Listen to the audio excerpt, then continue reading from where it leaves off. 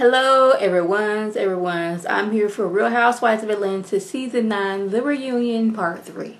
Now before we get into this review, go ahead and give this a thumbs up, hit subscribe, and make sure your notifications are on.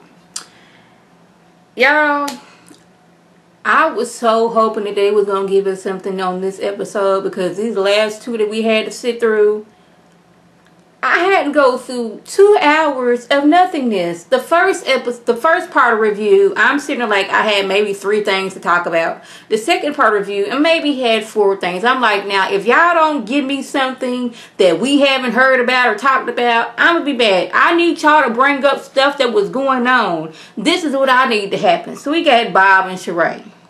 We gotta ask Bob, how do you feel about yourself after seeing how you was cutting up several foods on this episode? And he says he cherishes Sheree as the mother of his kids, and he know he was dead wrong. Now he got to find a way to sit down and talk to his kids about the way he was treating their mama. The things he was saying about their mom, like wishing death upon her, wishing he could have just took the seatbelt off and getting her flying straight through the window. All the things he done, leaving them months on end while he just like, oh, I got a job here, deuces, y'all take care of yourself. Leaving her with the kids when they divorced. I'm like, I'm not going to pay you nothing. But then want to come back into her life, but then still act like nothing happened, like joking about like I must have not choked you hard enough because you know you still here and you were still breathing, so why are we mad about that? It's like he doesn't realize that his humor can still hurt.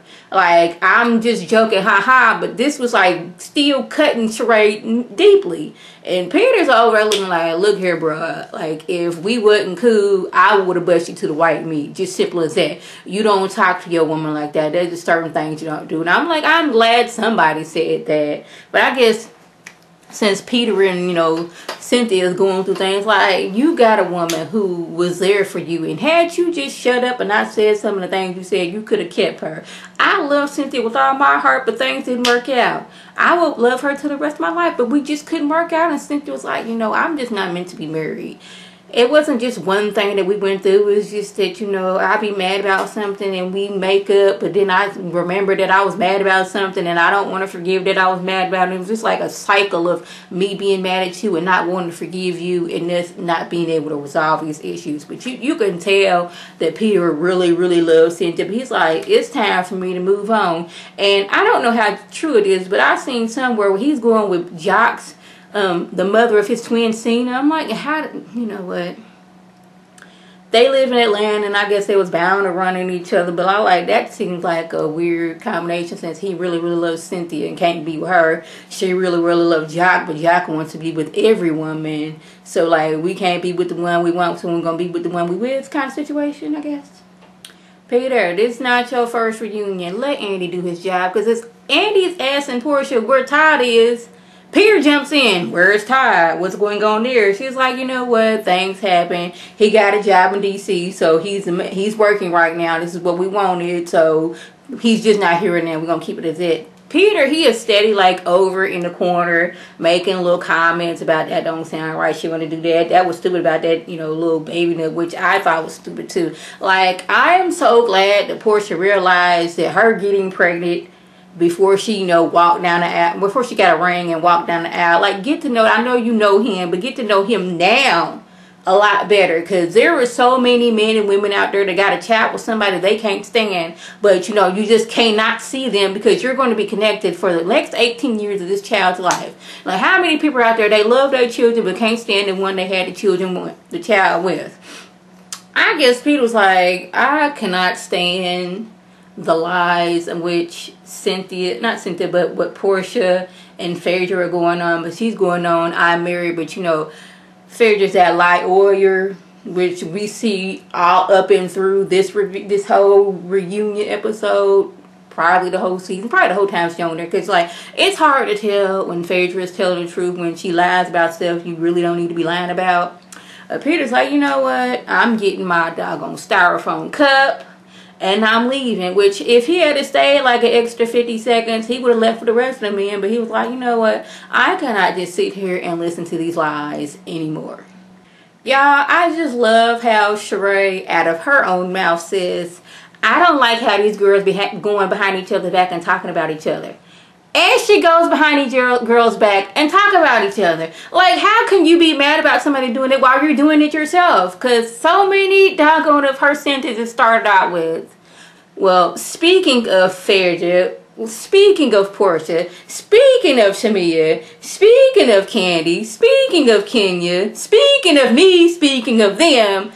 A lot of her conversations start about that, but you're mad that Porsha went behind Kandi's back, but you're going to go back and tell SHAMEA and Kenya what she said. Isn't that the same thing? Is it not? I'm just sitting there like, you're mad that they're doing this, but you're not. Then it's like, SHAMEA is your homegirl, Porsha. How come you wasn't defending her or apologizing? She said, I told her I was sorry if she felt some type of way. It's like, no, say you sorry. But as she's trying to say, you know, do her apologies to SHAMEA, of course we have Kenya over here interrupting her. She's like, how am I supposed to apologize if you're interrupting me? And even Andy said that. She's like, she's trying to apologize. You're interrupting her. Well, I'm not interrupting her. I'm speaking to SHAMEA. Well, if Porsha was talking and you jumped in, that's interrupting her. Is it not? And then these two go back and forth. And this is when Kenya likes to do this. Especially with Porsha. Well, mainly with Porsha and a little bit with PHAEDRA. She likes to get it, Porsha. She's done this since Porsha accidentally called her Miss America or Miss USA, whichever one she's not, and Porsha accidentally called her that. She's been mad and wanting to get her riled up ever since. She's like, oh, your anger management's not working. Your anger management working. She's like, no, it's not working right now. But you know, she did not get up and she did not go over there with Kenya. She gave her some words. They had word back and forth. But like, Kenya, when you're in anger management, that does not mean you're not going to get angry. It just means you know how to handle your anger, where you're not going to go and drag somebody across the floor. You're not going to chase somebody down. You're not going to hover on somebody. You can still get angry, but you know how to control your anger. And she's trying to apologize to SHAMEA, but Kenya's still over there saying anything. I'm like, Kenya, this had nothing to do with you at all. None of the segment today had anything to do with Kenya, but Kenya found herself inserting herself in business had nothing to do with you, and you always quick to call her out on her anger management. Yes, Porsha, she has gotten loud with several people this season, but she hasn't thrown any blows at anybody that I know of. I'm like, you keep on bringing this anger management stuff, but I'm like, really? Can we not do this? Can you let the girl apologize? Can we do that? So we have the whole lesbian gate is what they're calling it. And PHAEDRA says that Kandi and Todd, they were collateral damages. The shots that were fired were meant for SHAMEA, but they just got caught in the crosshairs. I'm like, really? So since you mad at SHAMEA because she said that you tried to get with her husband or ex-husband, you bring Todd and Kandi into this because you're mad at them at this point. Mainly Kandi, but like Kandi and Todd go together. So you gonna bring these two in together. And this is when Porsha gets drug into things, because Porsha gets drug into because she didn't say, hey girl, you shouldn't be saying that about SHAMEA, or you shouldn't be saying that about Kandi. She either did or didn't say anything, and that's how she get brought into this. Like, a lot of stuff that went on is because she was brought into it off of something that PHAEDRA said, and I'm just sitting here like, Porsha girl, when are you going to realize that you just need to fall back? Like, if she's saying something, like, girl, if anybody's saying something about somebody else, you be like, you shouldn't say that, and just leave it at that. Don't put any more of your 2 cents in, like, or walk away. Like, I'm not going to sit here and let you talk about this person over here because I'm cool with that person, or I don't want this to come back on me. But yet, Porsha didn't do that, and this is what happens. Now, Kandi's mad at Porsha because Porsha said something, but it was like, Sheree, you could have, like, squashed this a long time ago. And then when they asked PHAEDRA, like, how come you didn't say anything when it was at the table when it was asked, like, whether Kandi was a lesbian? And this is when PHAEDRA, as the lawyer, came in, and she's like, well, the question asked was, she a lesbian? In order for you to be a lesbian, you sleep with women only. And obviously, since she's married, she doesn't do that. No, you knew what they was talking about, but you let your frack or frick or whichever one Porsha is, you let her go down for something that was brought up by you. Just like this whole thing with Kandi and Porsha. if Sheree hadn't added a little bit on there, it could have been squashed. But no, she didn't. Now, why she even went back there and told Porsha this is beyond me, because y'all know she the bone collector, and this is what messed up Porsha's in friendship. So now Porsha's all in her mind like, okay, Kandi said this, so now when Sheree says something, Porsha all in her feelings, mad, gets to saying something. Now she didn't ruin a friendship with SHAMEA, because they used to be close and they even talking months. She didn't ruin this friendship with Kandi because things have been said and you can't think things back. And then to come to find out this whole, we tried to drug you and tried to rape you. It was PHAEDRA that said this. And I was like, are you serious?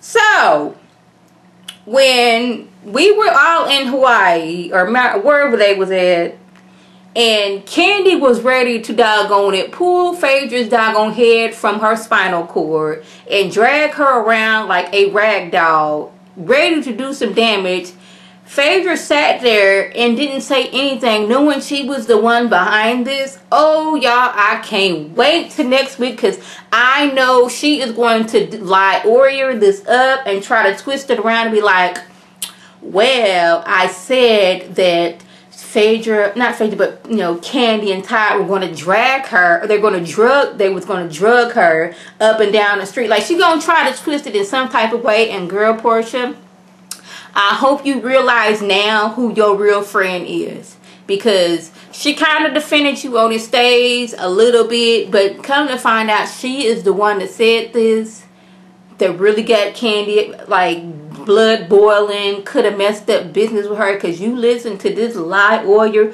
who has lied since the beginning of the time she's been on here, lying about her birth, the date of her child being born. She was gonna lie about something so minuscule about this. You don't think she's gonna lie on Kandi and Todd knowing she don't like them right now? Y'all, when I'm telling you, I cannot wait. Like, we got 7 days till we can figure out what the heck PHAEDRA is going to say to justify or try to, you know, come to some kind of lie about what she said. Because Porsha looks like, girl, we talked about this 2 days ago. I mean, I hate getting into like next week's episode, but y'all, this episode did this for me.